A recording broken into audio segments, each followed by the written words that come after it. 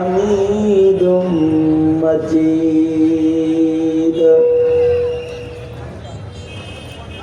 Bahadurpur high school প্রাঙ্গণে আয়োজিত মহতী বার্ষিক মাহফিলের মোহতারাম সভাপতি, উপস্থিত হযরত, বুজুর্গ, উলামায়ে কেরাম, সম্মুখপানে সমবেত দিন প্রিয়, ইসলাম প্রিয়, এই আওয়াজ বাড়াও, এই মাইকলা আওয়াজ বাড়াও, এখানে আওয়াজ দাও, এই পাশ থেকে হরণ দাও, কানে স্টেজে হরণ দাও।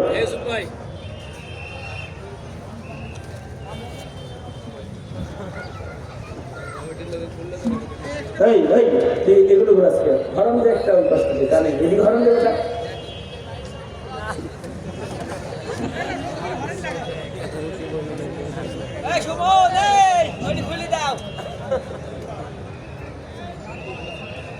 আয়োজিত মাহফিলের মোহতারাম সাদার, মোহতারাম সভাপতি, উপস্থিত হযরত, বুজুর্গ, উলামায়ে কেরাম, সম্মুখপানে সমবেত দিন প্রিয়, ইসলাম প্রিয়, দিনদার, ইমানদার, মুমিন মুসলমান ভাইরা, পর্দার আড়াল থেকে আলোচনায় শামিল মা বোনেরা, আল্লাহর দরবারে শুকর, আল্লাহ তাআলা দ্বীনি নসিহতের মাহফিলে ওলামাদের সোহবতে প্রচণ্ড রোদ, এই গরমের ভেতরে আল্লাহ তাআলা আমাদের বসার তৌফিক দান করেছেন।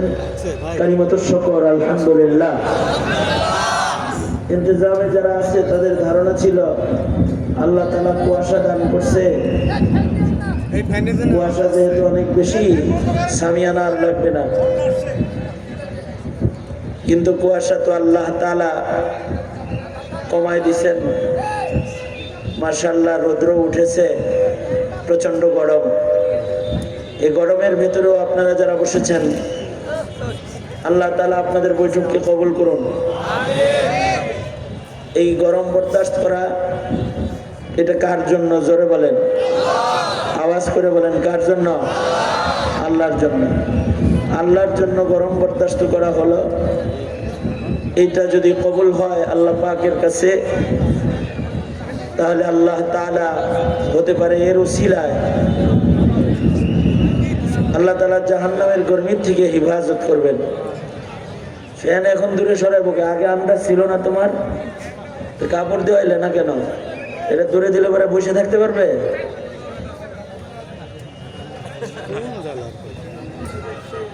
আমরা তো এখন আসলাম, আপনারা তো আইছেন আরো আগে, আপনাদের আন্দাজ হয় নাই তখন? এই জোহরের পর থেকে যখন সূর্যের তাপ বাড়ছে, এগুলো ব্যবস্থা করা কঠিন কিছু ছিল? দুটা সামিয়ানা টানায় দিলেই তো হয়ে যেত, মাইক এই ফ্যান দূরে রাখতে পারতো। তো বহরহাল আল্লাহ তাআলা সকলের বৈঠককে কবুল করেন। আমাদের হাতে সময় খুব কম, 4টা পর্যন্ত সময়, 4টা পর্যন্ত সময়। এই 4টা পর্যন্ত সময়ে আমারও কিছু কথা বলা, আবার আজকের মাহফিলের মধ্যমণি শেখুল হাদিস, ইবনে শেখুল হাদিস আল্লামা মামুনুল হক সাহেব দামাত বরকাতুহুম, তিনি তাশরীফ এনেছেন, উনিও কিছু কথা বলবেন। এই অল্প 1 ঘন্টা সময় আছে মাত্র, এর ভেতরে উভয়েরই আপনাদের সামনে সংক্ষিপ্ত হাজিরা দেওয়া। আপনারা যারা দূরে আছেন, বেশি সময় যেহেতু না, 1টা ঘন্টা সামনে মাত্র, মজলিস সুন্দর করে যদি আগায় বসে যেতে পারেন, তাহলে প্রধান অতিথি যখন আসবেন স্টেজে, উনি আপনাদের দেখলে খুশি হবেন। আর আপনারা যদি অর্ধেকের বেশি বাইরে থাকেন, কিছু ভেতরে থাকেন, মজলিসের সৌন্দর্য নষ্ট হয়। তো ইনি সফর করে আসছেন লম্বা সময়, উনি দুঃখ পাইবেন। আল্লাহ তাআলা আপনাদের সকলকে এই মজলিসের কদর করার তৌফিক দান করেন। আল্লাহ তাআলা এই মজলিসটাকে কবুল আর মঞ্জুর করেন। মুহতারাম হাজিরিন, আমি আপনাদের সামনে সূরা কাহাফ থেকে 103 নম্বর এবং 4 নম্বর 2টি আয়াত আপনাদের সামনে তেলাওয়াত করেছি। নবী পাকের একটি হাদিস আপনাদের সামনে পেশ করেছি। এগুলোকে সামনে করে সংক্ষেপে কিছু কথা। কোরআনে কারিমে এমন কিছু সূরা আছে যে সূরাগুলোর খুব বেশি তেলাওয়াত সুন্নত আমলের ভেতরে আছে।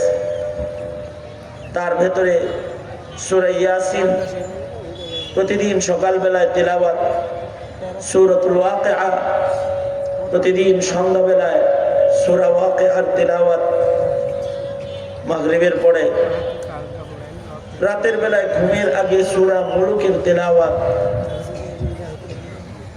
ভোর বেলায় ফজরের আগে অথবা পরে,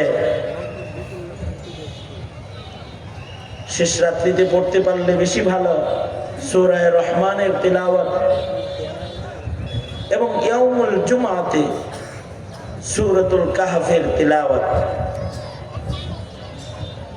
সকালে সন্ধ্যায় আয়াতুল কুরসি, সূরা হাসর, তিন কুলের আমল, এই যে কিছু তিলাওয়াতের জায়গাগুলো আছে, এগুলো নিয়মতান্ত্রিক ভাবে কেউ যদি আমল করে তাহলে জিন্দেগি বরকতপূর্ণ হয়। এ কারণে আগের যুগের সব মানুষ হাফেজে কোরআন না হইলেও যত মুমিন মুসলমান ছিল তারা সবাই সূরা ইয়াসিন মুখস্থ করত, সূরাতুর রহমান মুখস্থ করত, সূরাতুল কাহফ, সূরা মুলক মুখস্থ করত। ছোট ছোট সূরাগুলো তাদের আমলের সূরা, যেগুলো সূরাতুল ওয়াকিআ তাদের মুখস্থ ছিল। এটা পড়ার জন্য কোরআনে কারীম হাতে নেওয়ার জরুরত আগের যুগের মুসলমানের হইতো না। আজীব এক জমানা এখন। এই জমানায় তো ছোট ছোট নামাজের সূরা যেগুলো, এগুলো নুরানি নামাজ শিক্ষার উচ্চারণ বই দেখে দেখে পড়ার আমল চলে এসেছে। অথচ আল্লাহর কালামের তিলাওয়াত শিক্ষা গ্রহণ করা সকল মুমিনের উপরে ফরজ। সকল মুমিনের উপরে ফরিজা, জিম্মাদারি হলো মুমিন আল্লাহর কালামের বিশুদ্ধ তিলাওয়াত শিক্ষা গ্রহণ করবে।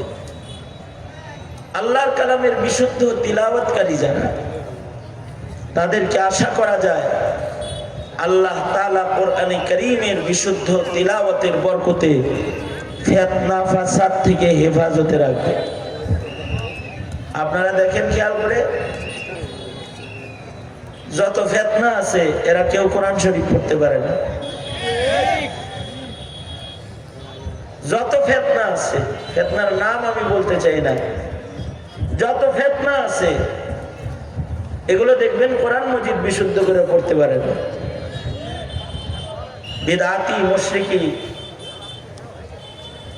অথবা আকীদাগত গন্ডগোল যাদের যেখান দিয়ে আছে, যারা সমাজের ফিতনা, ভেজাল গ্রুপ, এদের সবার এক নম্বর অসুখ হইল এরা আল্লাহর কোরআনের বিশুদ্ধ তিলাওয়াত জানে না।